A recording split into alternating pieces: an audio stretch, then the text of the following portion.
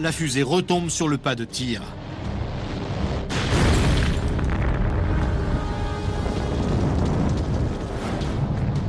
Une fois les moteurs mis en route, la pression qui s'accumule à l'intérieur de la chambre de combustion évacue des gaz hors de la fusée par l'arrière, ce qui produit la poussée. Mais lorsque la fusée est retombée sur la rampe, les gaz ne peuvent pas s'échapper.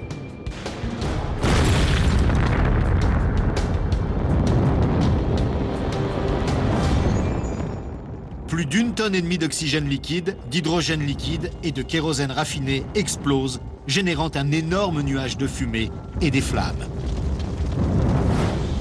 Selon la NASA, c'est une valve défectueuse qui se serait refermée moins d'1 seconde après le décollage, empêchant le carburant d'arriver jusqu'aux 2 moteurs principaux. Privée de sa puissance, la fusée est incapable de décoller. L'Atlas Centaure aura coûté 137 millions de dollars. Il s'agit du plus grand incendie qui ait jamais eu lieu à Cap Canaveral.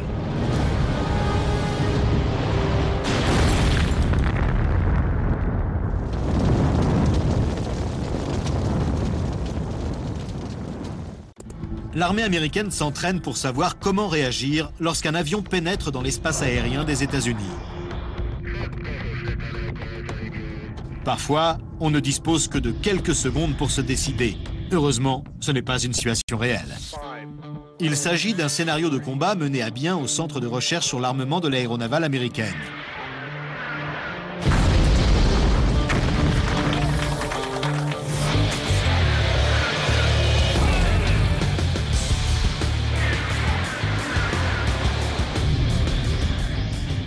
Il l'a manqué.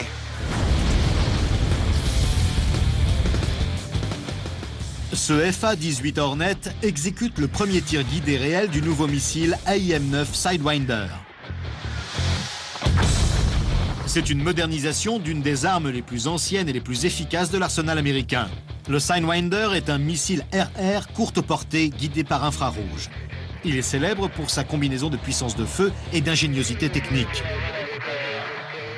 La mission du Sidewinder consiste à être lancé depuis un avion en vol et se diriger droit vers la cible ennemie. Il est appelé arme intelligente car grâce à son système de guidage par infrarouge embarqué, ce missile de haute technologie est capable de localiser une cible jusqu'à 38 km de distance. 2, 1... Et tout comme le serpent duquel il tire son nom, le Sidewinder peut effectuer des changements de direction rapides et adroits. À une vitesse d'environ 3000 km/h, soit 3 fois plus rapidement qu'un 747, le missile se dirige droit vers sa cible, un avion sans pilote qui l'atteint de plein fouet. L'avion explose et part en vrille. À l'intérieur de l'aéronef sans pilote, un dispositif explosif est programmé pour exploser au cas où il deviendrait incontrôlable.